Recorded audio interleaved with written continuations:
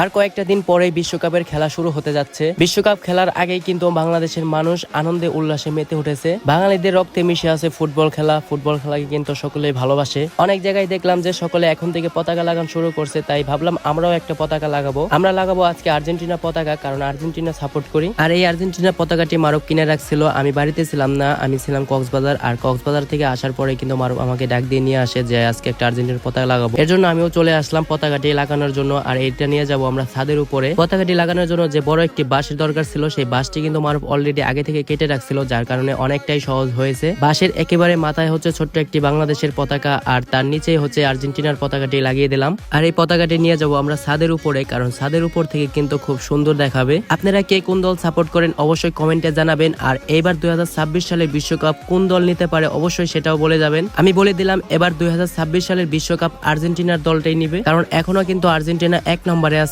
Finally আমাদের পতাকা কিন্তু লাগানো শেষ এবং খুব সুন্দরভাবে কিন্তু উঠতেছে, দেখতেই পারছেন। আর আপনারা কে কে এই পতাকাগুলো লাগিয়েছেন অবশ্যই সেটা কমেন্টে জানাবেন। ধন্যবাদ সবাইকে।